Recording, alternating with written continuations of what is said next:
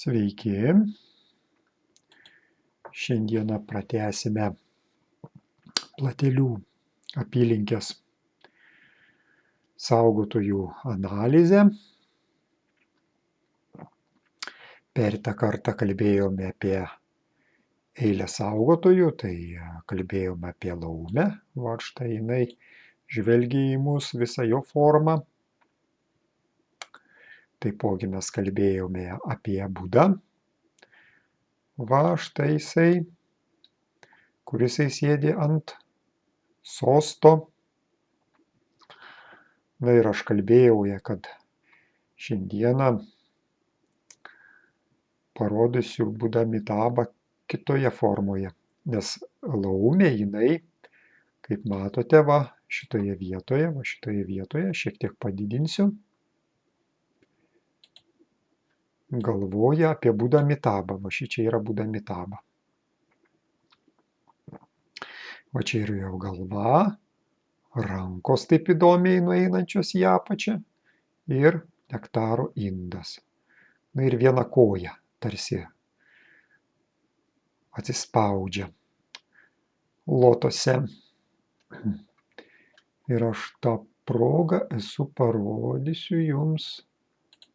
Va. O štai šitas va Buda Amitabha. Jisai raudonos spalvos. Sėdi irgi ant sosto. Va matot, sostas va toksai. Iš šonų du bodhisattvos šičia. Ir laiko nektaro indą. Štai jo dvi rankos. Gal šiek tiek padidinsiu. Va. Va koks gražus.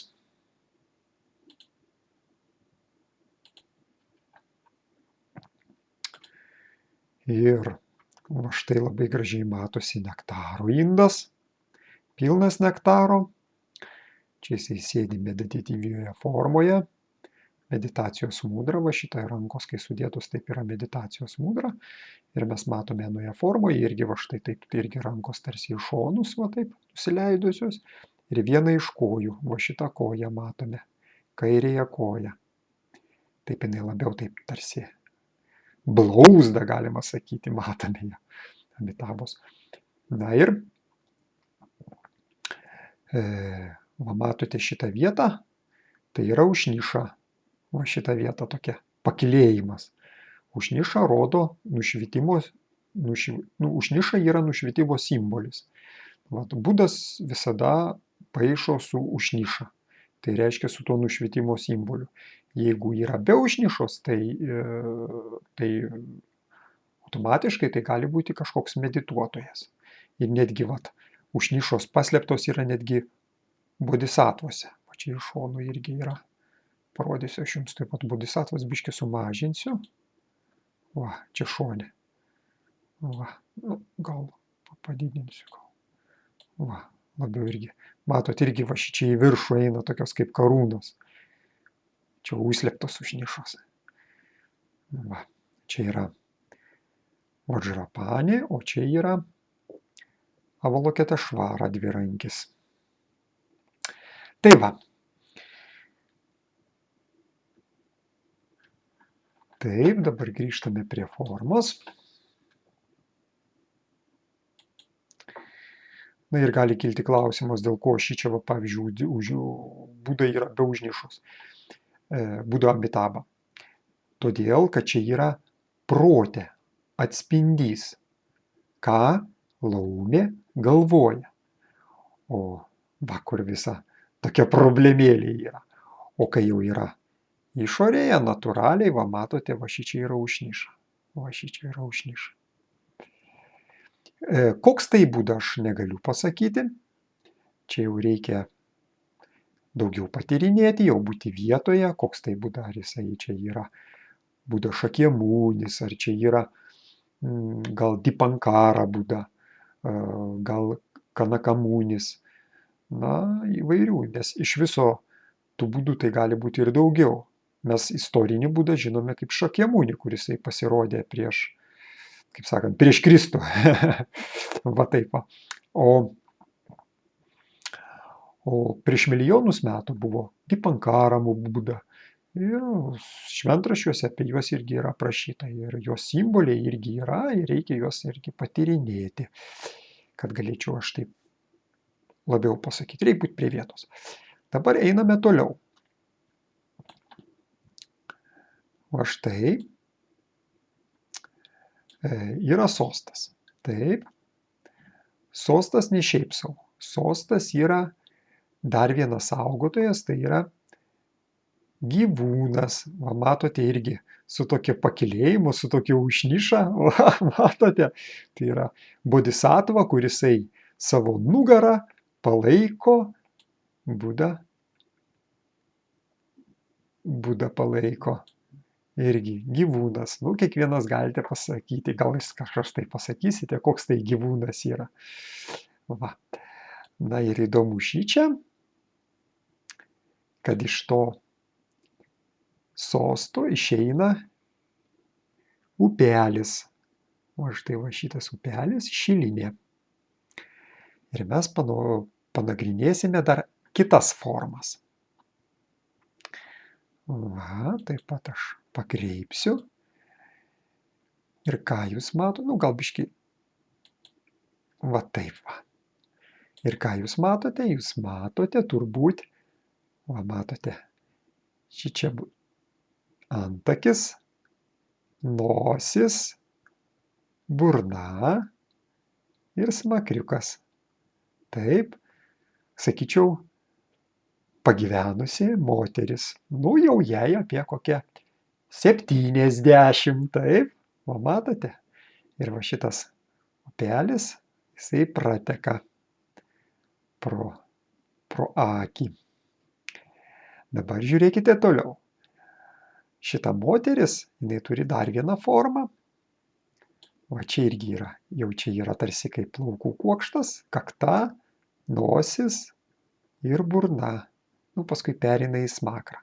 Tai galima sakyti, va šitos dvi formos, jos yra pagyvenusių moterų formos. O va štai šitoje vietoje, yra jaunos dvi formos moterų. Va štai žiūrėkite, viena forma šičia. Va. Tai yra, matote, nosis, burna va šitoje vietoje, smakriukas ir kaklas. Ir čia plaukai, ir va čia tokia visas plaukų kuokštas. Taip. Va. O čia jos žandai, kaip sakant, raudoni žandai. Taip. Ir jinai žiūri į kokią pusę, atkreipkite dėmesį, jinai žiūri, va jos žiūrėjimas yra va, per vidurį daugiau paimsiu, žiūri į va šitą pusę. Prisiminkite, va čia, į šitą pusę žiūri. Prisiminkite, aš paskui papasakosiu, kas čia per pusę, į kokią pusę jinai žiūri. O čia yra kita, irgi jauna forma, tik tai čia yra nosis, burna, va toje vietoje smakras, ir va šičia jau yra kaip jos plaukų forma. Va čia jos plaukų forma. Ir čia jos žandai taipogi raudoni. Matote? Va šičia toje vietoje. Tai jos žandai raudoni ir jos žandai raudoni. Ir šitos dvi formos, jos yra jaunos moteriškės dvi. Laumikės ar laumiukės, nežinau. Reikia vietoje žiūrėti. Va. Ir tarsi ta jaunesnėje, tarsi prisilietusi, arba kaip aš sakyčiau, bučiuoja antakį senesniai. Gražu, gražu. Tai va. Dabar einame toliau.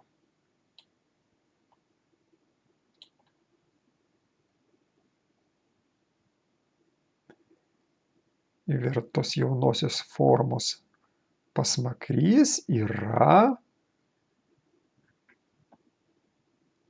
įeina į karžygio forma. Taip pat aš jums parodysiu šitą karžygį. Ir pasmakrys, ir net pasmai lūpos. Tai va, pasižiūrėkime. Va, štai karžygio galva. Matote, čia jo kakta, čia jo šalmas, čia jo tie du, kaip sakant, nu, sakyčiau, ragai, kaip, kai užsideda, žinot, kaip karvedys tokį, kaip užsideda ant savęs su tokiais ragais, ar ne, šalmą. Tai va, čia yra šalmas, čia yra jo nosis ir čia jo yra lūpos, va, ir čia yra jos smakras, ir čia jo yra kaklas. O matote visą formą, va šitą visą formą yra karžygio galva. Ir kas įdomu, va šitą čia apversta laumės viena galva, o šičia laumės kita galva, va šičia toje vietoje. Nu, sakyčiau taip. Ir ką jisai daro, tas karžygys? Generolas, sakyčiau, karžygys generolas. Jisai daro įdomų veiksmą, jisai tarsi, nu, sakyčiau, bučiuoja šitai senai moteriškiai į antakį, va, matot, jo lūpos kokios didelės, nu, aš padidinsiu, va. Bet ne vien tik tai bučiuoja, yra dvigubas bučinys. Va štai vienas bučinys, va čia toksai didelis, taip, matosi, ir antras toks mažesnis, va šičia, dar patvirtinantis. Kodėl jisai šitą veiksmą daro? Kaip jūs galvojat? Karžygys, jisai mėgaujasi nektaru, kuris ateina iš Budos sosto. O ką simbolizuoja Budos sostas? Galią, jėgą, stiprybę, valdžią. Tik tai pats Buda jisai simbolizuoja daugiau dvasinę valdžią. O šitas jau atsistojęs, nu, atsistojęs, ar kaip čia jisai, galim sakyti, jis siurbčioja šitą galią ir šitą galią jinai ateina į šitą karžygį. Taip. Ir ar mes randame simbolių, kurie patvirtintų jo galią? Ogi labai paprastai. Va, pasižiūrėkime į štai šitą vietą. Kiek čia yra? 185 metrai aukščio virš jūros lygio. Čia yra pati aukščiausia vietelė tarp, sakyčiau, šito karžygio galvoje. Ir čia yra sakralinė vieta. Ir kas pasistatė šitoje sakralinėje vietoje ir kas pastatyta taip yra. Galėčiau taip pasakyti, kas pastatyta yra šitoje sakralinėje vietoje. Aš taip pat pervesiu jį į kitą. Pasižiūrėkit. Nu, kaip jūs galvojat, kas čia yra? Kaip stadionas. Ha. Dabar jis yra karo muziejus. O nuo 63 metų iki 78 metų, 1900, žinoma, šitoje vietoje buvo atominis ginklas. 4 raketos, kurios galėjo nešti atominę bombą. Va, arba atominės bombos, tam 4 bombas, nežinau, kaip jie ten skaitėsi. Ir visas vakarų pasaulis, jisai drebėjo, galima sakyti taip, buvo gąsdinamas šitos galios. Įsivaizduoja, vat kur patvirtinimas. Ne šiaip sau šita galia jinai atėjo, kaip atstovi karžygys ir jisai kaip. Žinoma, tuo laiku sovietinė valdžia, jinai pasinaudojo, nu, sakyčiau taip, taip, tarp kito ko šita vieta. Jų galėjo pasinaudoti ir kita vieta Lietuvoje, bet vat kažkaip taip jinai pasinaudojo ir šitą vietą, būtent šitą vietą. O jeigu žiūrint iš geomantijos pozicijos, Va. Iš kur šita galia atėjo? Iš kur šitos mintis atėjo? Iš kur šitas palaikymas atėjo, kad visas pasaulis, kaip pasakyti, buvo gąsdinamas jo realių ginklų. Dėl to, kad karžygio galva. Ir karžygys, ne šiaip sau karžygys, jisai siurbčioja tą galę, Budos galę nuo jo sosto. O tas upelis, koks jo. Šilinės upelis teka. Ir va šita vieta irgi yra labai reikšminga. Va šitą vietą reikės patyrinėti, pasižiūrinėti. Va. Kadangi jie pataikė, aš sakau, be kokių kliūčių, pataikė tiesiai saugotojui, ar jie žinojo, ar nežinojo, į sakralinę erdvę, va, jiem ir pasistatė tuos bunkerius su šachtomis. Jie sėkmingai tam tikram periode naudojosi šitą galę ir gąsdino. Nu, žinoma, dabar tai yra tik tai istorinis reliktas, va, bet faktas kaip faktas, akivaizdus. Žinoma, jeigu žiūrint, va, biškį sumažinsiu, va taip va, šitas karžygys yra pavaldus laumiai, nes laumės aukštis yra 191,8. Nu, širdis yra 191,4 per pusę. Nu, da, skaitosi, va, šitos dvi yra laumės, o karžygio yra tik tai 185. Va, tai dėl to šitas karžygys jis yra tarsi tąsa, laumės tąsa. Matot, kaip įdomu. Gerai. Tai tiek apie galią. Dar norėjau pakalbėti dar vieną saugotoją. Taip pat pasuksiu. Taip. Taip. Va, tai žinome. Čia sostas, čia Buda, čia lietsargis nuo saulės, taip, ir virš jo dar viena forma, va štai šita forma. Šita, tai yra šauklys. Dabar kaip jisai matosi. Gal aš jį labiau paversiu taip, kad geriau matytųsi. Va. Ir šiek tiek padidinsiu. Va štai šauklio forma. Galva, lūpos, dūda ar trimitas. Va. Kairė ranka, nu, čia tokia vėliava.